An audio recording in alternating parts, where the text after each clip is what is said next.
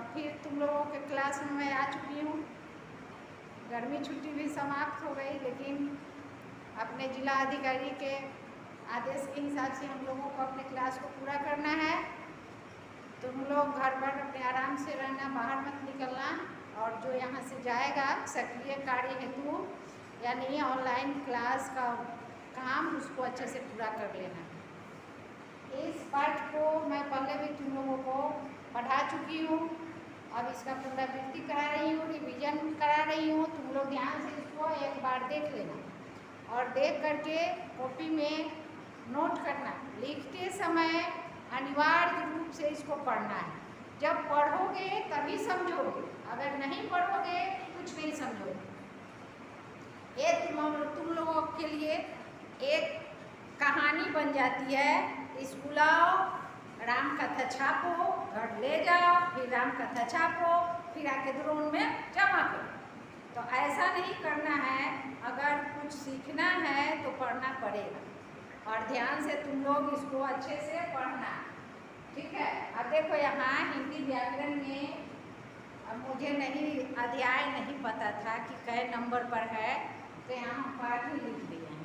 समझ गया ना?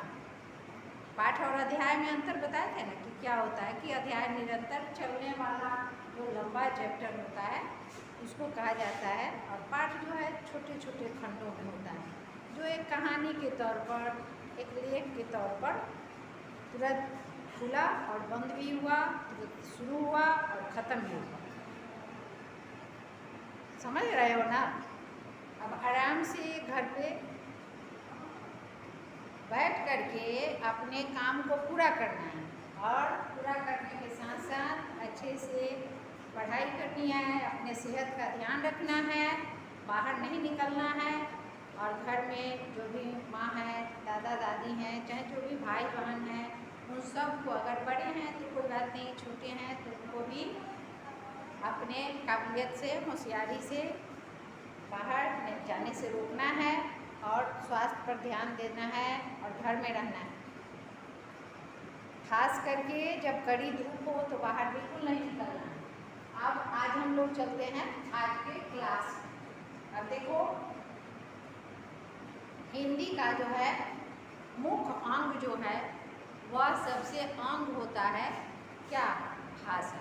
जो हम लोग बोलते हैं, तो भाषा जो है वो भाषा में स्थानीय स्थानांतरण होता है, यानी स्थानीय स्थानांतरण का मतलब परिवर्तन, कि हर भाषा में जगह जगह पे कुछ दूरी पर तो बदलाव नहीं आता है, तो थोड़ी थोड़ी दूर पर, यानी कि लगभग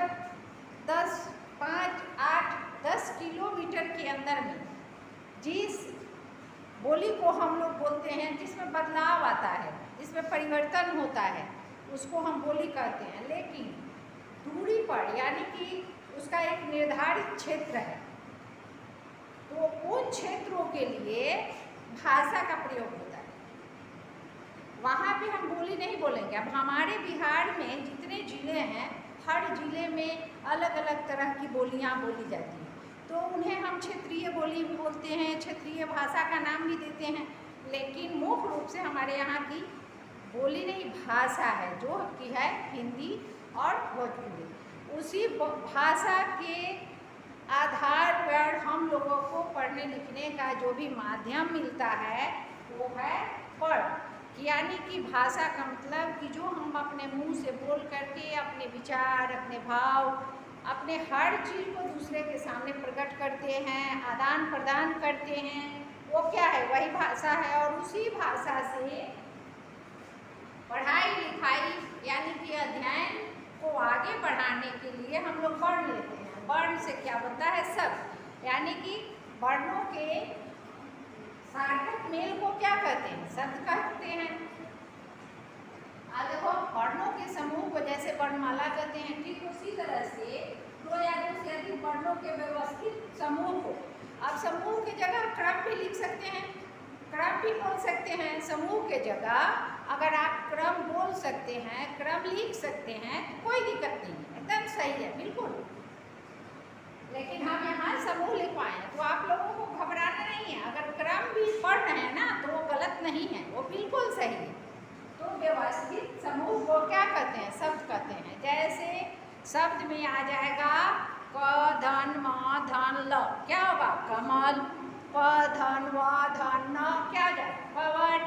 ज धन ल, क्या हो जाएगा? जल।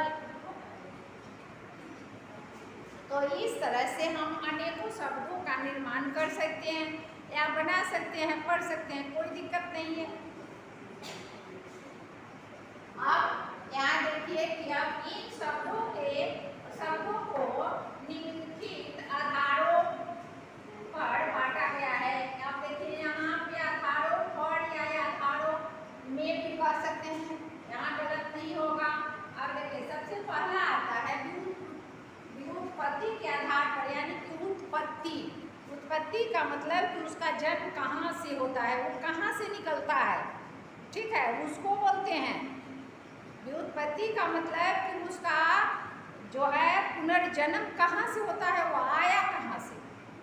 तो यह शब्द के सबसे पहले आधार का एक भेद होता है। सबके कौन सा आधार होता है? सबसे पहला। और इस आधार में शब्द के हमको 4 भेद मिलते हैं। कितने भेद मिलते हैं? 4 भेद मिलते हैं। अब इन चारों भेदों में सबसे पहला होता है तत्सम।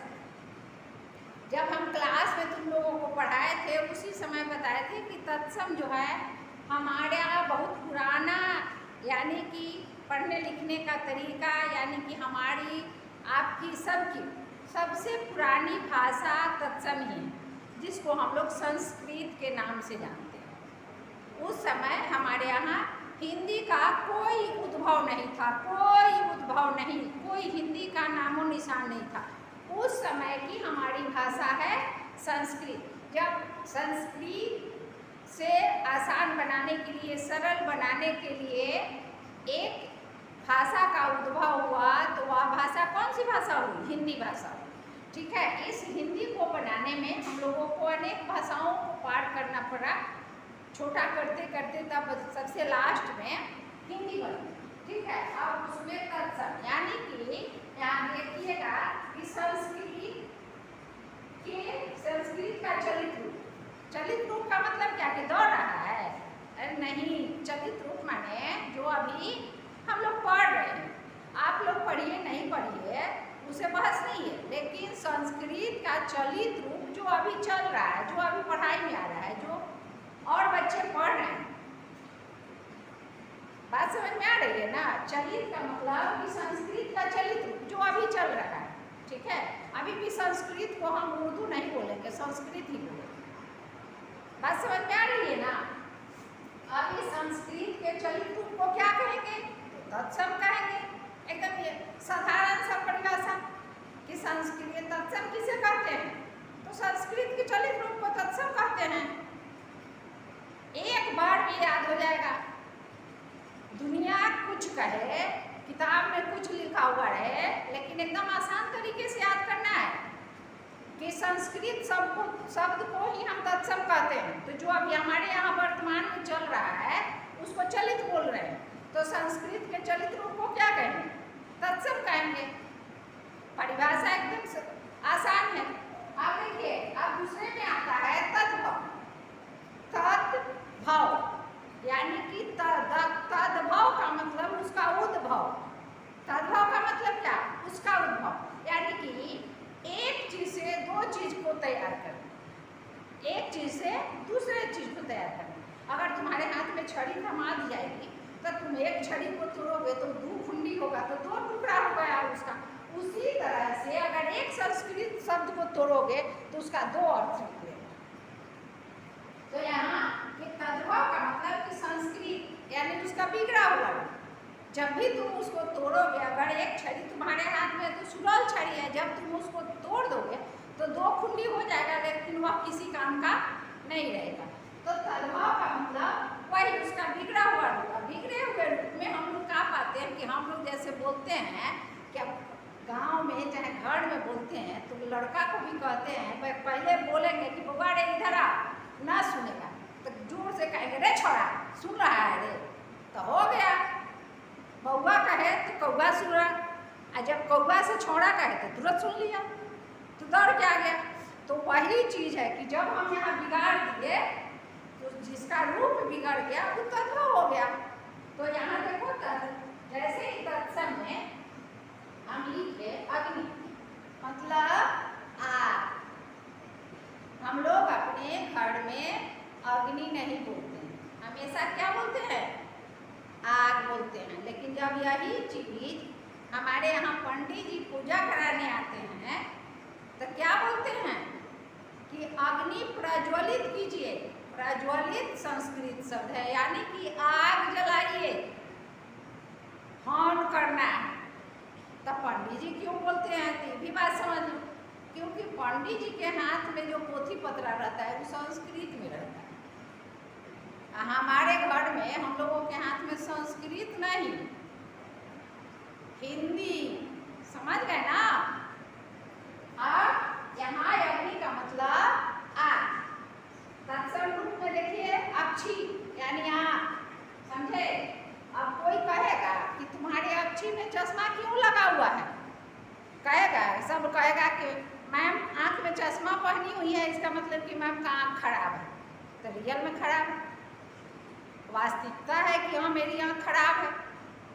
आगे हम अश्व। अश्व का मतलब घोड़ा। अश्व का मतलब क्या होता है? घोड़ा। अब हम लोग संस्कृत में हमेशा घोड़ा को अश्व कह के बुलाते हैं, नहीं। संस्कृत में बोलना होगा तो कोई कहेगा संस्कृत पढ़ोगे तो घोड़ा हिंदी में बोलेंगे घोड़ा दौड़ता है, संस्कृत में बोलेंगे अश्व धावती। तो अलग अलग चीज है। अब यहाँ चलते हैं तद्भव में। संस्कृत के बिगड़े हुए रूप को तद्भव कहते हैं। संस्कृत के बिगड़े हुए रूप को यानी तत्सम के बिगड़े हुए रूप को क्या कहेंगे? तद्भव कहते हैं। तत्सम के बिगड़े हुए रूप को तद्भव। जैसे अग्नि का क्या हो गया? आग। अक्षी का क्या हो गया? आग। अश्व का क्या हो गया? घोड़ा। समझ गए ना? अब यहाँ चलिए, अब इसका तीसरा भेद आता है देश। देश शब्द की उत्पत्ति दो शब्दों के योग से हुआ है, यानी कि देश अलग और जो अलग। अब यहाँ तुम लोग थोड़ी सी दुविधा में पढ़ सकते हो कि देखोगे, अगर बचपना के नाते चाहे विद्यार्थी के नाते, तो ये सोच सकते हो, हम लोग भी उस समय थे तो ये सोच में पढ़े थे कि देखो देश तो एक शब्द है, लेकिन जो तो एक वर्ण के रूप में काम कर रहा है। तो ये शब्द कैसे हुआ? तो आप सीख लो, क्लास में भी बताए थे, फिर बता रहे हैं कि जो का अर्थ होता है एक शब्द जन्मा। ज का अर्थ क्या होता है? जन्मा, यानी कि जन्म लिया। ज वर्ण में गिनती नहीं होता है, समझा? जैसे कमल का हम लोग पर्यायवाची पढ़ते हैं, जलज, सरोज, पंकज।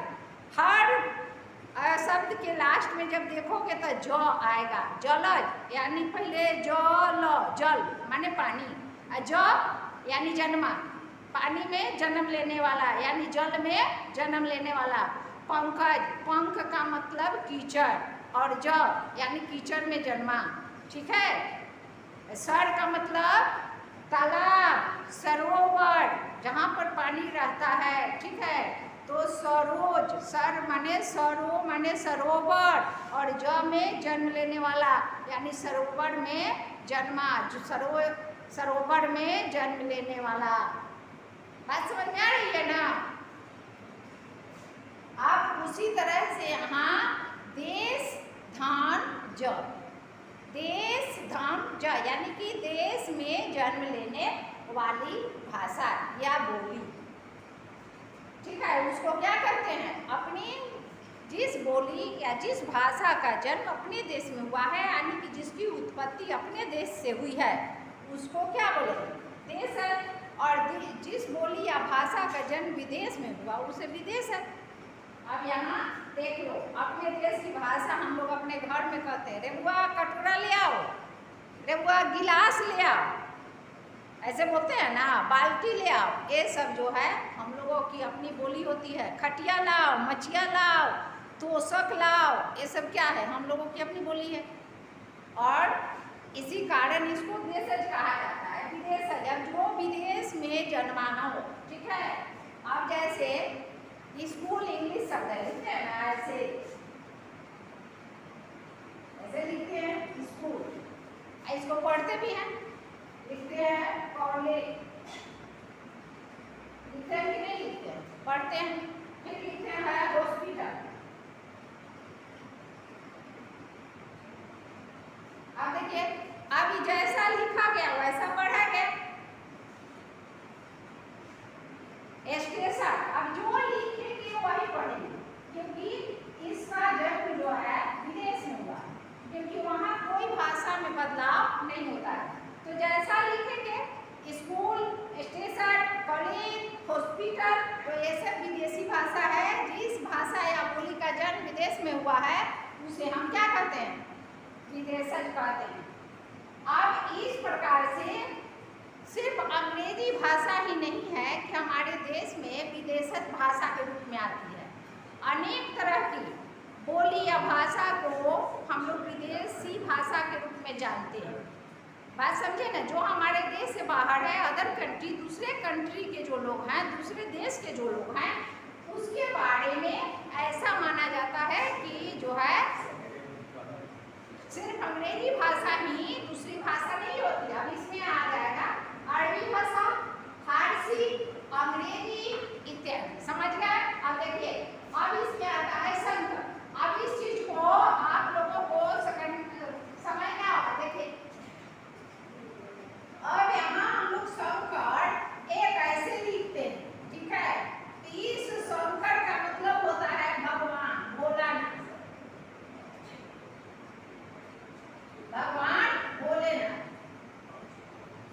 ध्यान से देखिएगा, ठीक है।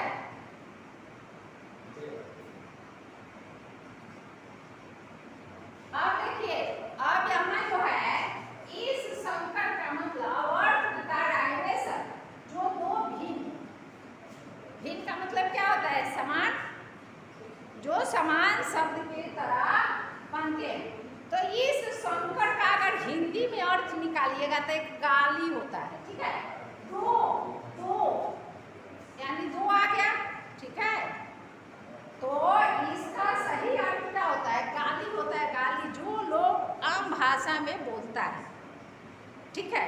अब इसका अर्थ निकालेंगे तो बड़ा गलत सलत अर्थ निकलता है, ठीक है। अब वहाँ जहाँ इस शंकर का अर्थ यानी तालाब से लिखाने वाले शंकर का अर्थ जहाँ भगवान होता है, वहीं पे यानी कि ये दंत से लिखाने वाला शंकर का अर्थ क्या होता है? गाली होता है, जिसको हम लोग दोगला कहते हैं, ठीक है। इसका अर्थ क्या होता है? इसका अर्थ होता है हिंदी में दो गला, यानी कि दो समान शब्दों से मिलकर बनने वाला शब्द।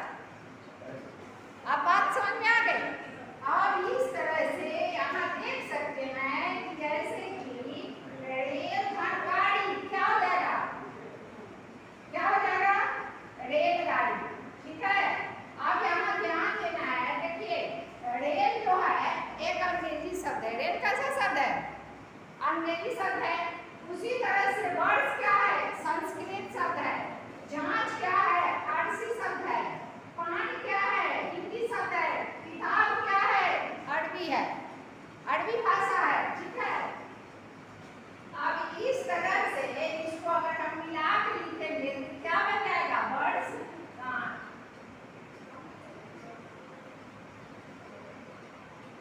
जांच करता, क्या बनेगा? जांच करता। अब देखिए, यहाँ बन जाएगा पान दान, ठीक है।